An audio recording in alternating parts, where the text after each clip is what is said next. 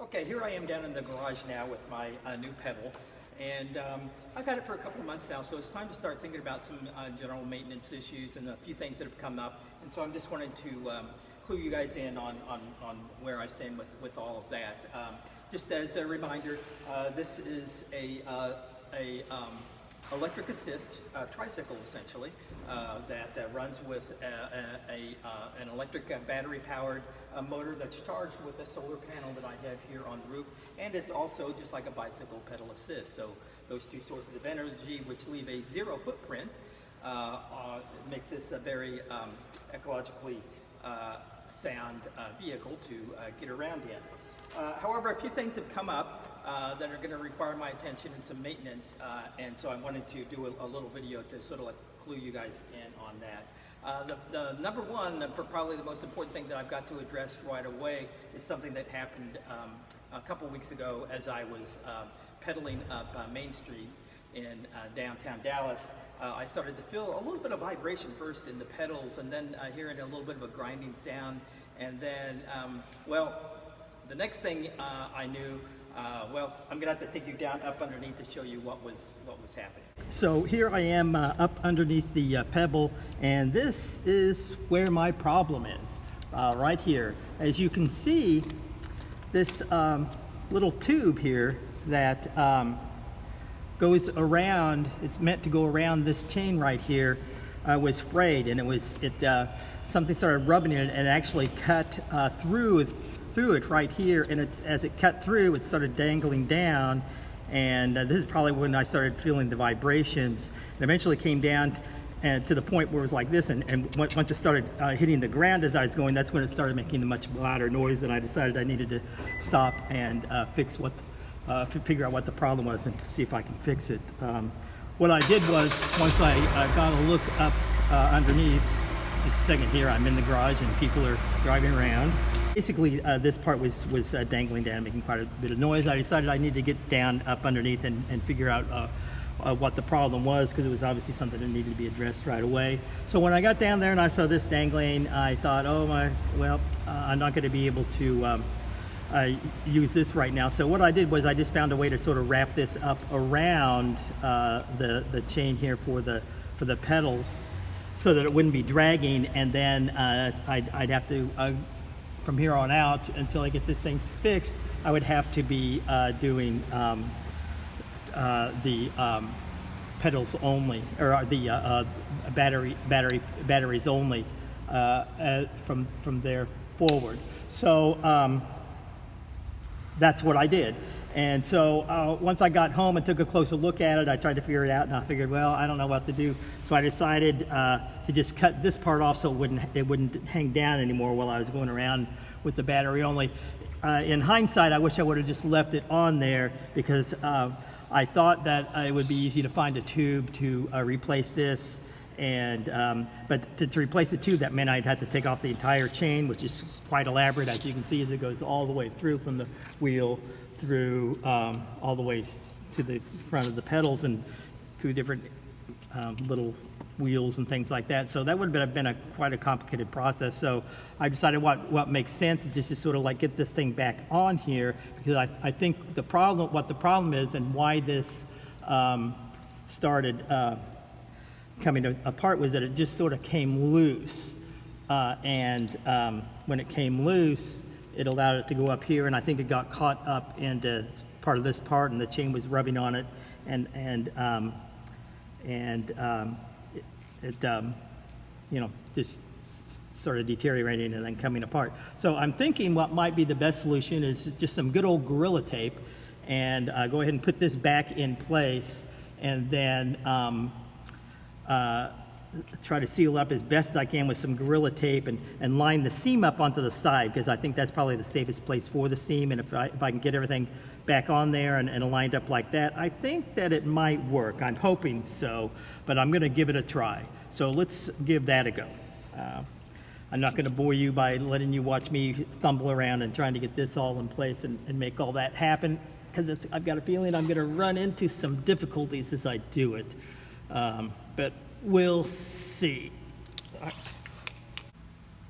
So one more thing I'm going to take care of is, and something that you need to do about every month or so on most bicycles, is adjust the tension on the chain. And this particular this chain is for the motor assist. So here's my electric motor right here, and then this is the chain that goes to my wheel and drives the wheel. And as you can see, there's quite a bit of slack there, and so that needs to be tightened up. And so I'm going to tighten that up as well.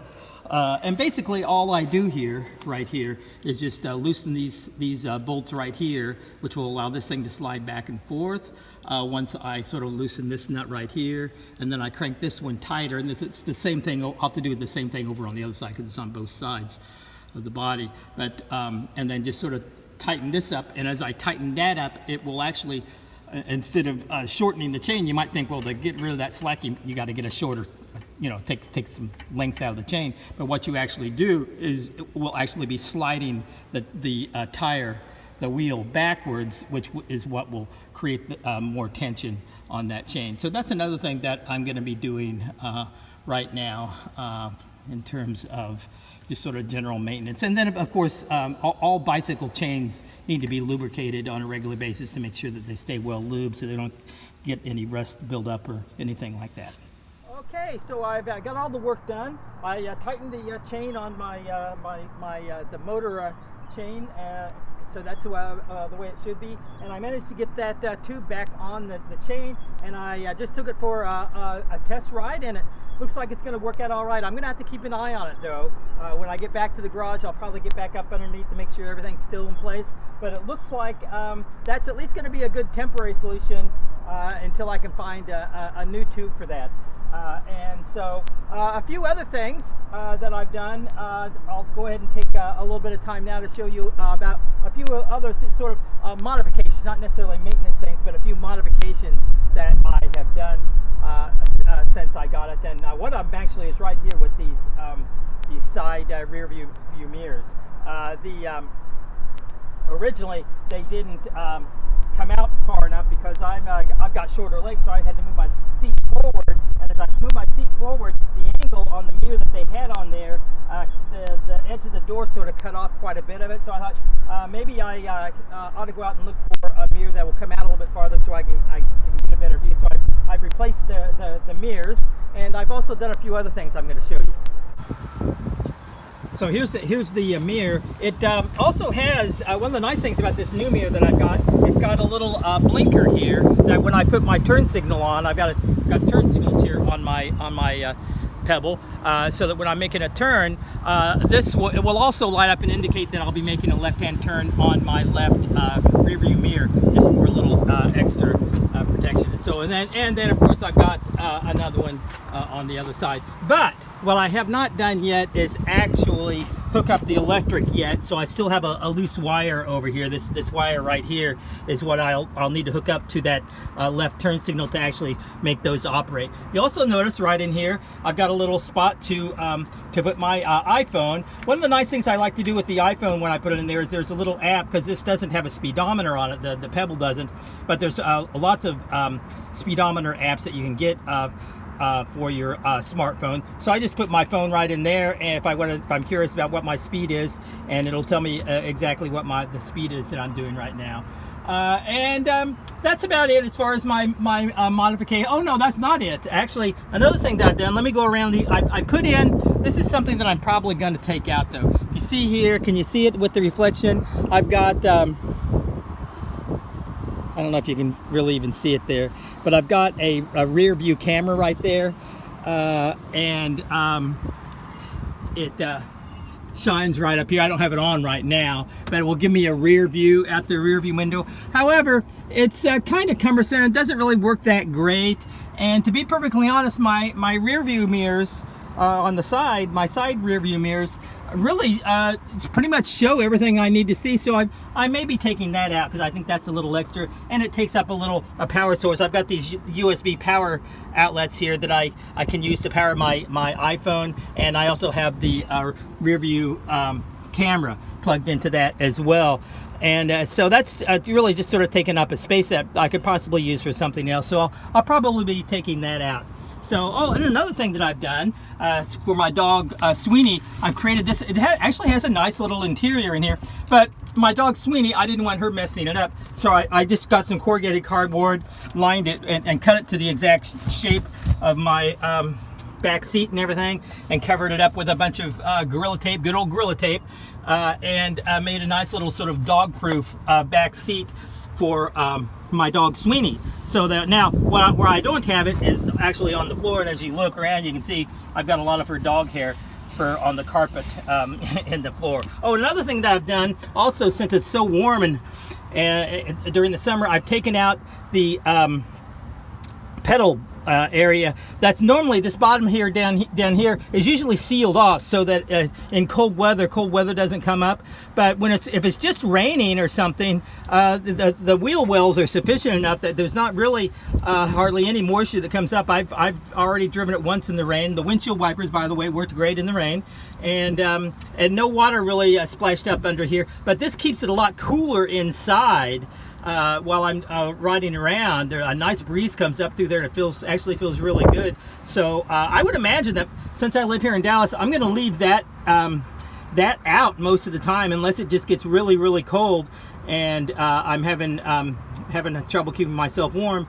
I'm just going to leave that out, and I'll always have the option to put it in there if the weather ever gets really cold here in Dallas, which I think that will rarely happen. These Pebbles are driven all over the place. There are several of them in Canada, and they drive them around in the freezing cold weather on snowy roads and things like that. So I don't think I'm going to have any issues keeping myself warm.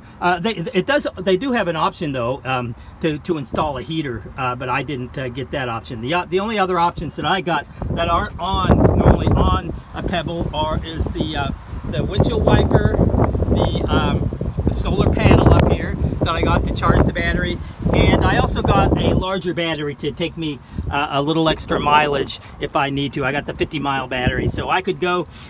Supposedly on this battery, I can go 50 miles without pedaling.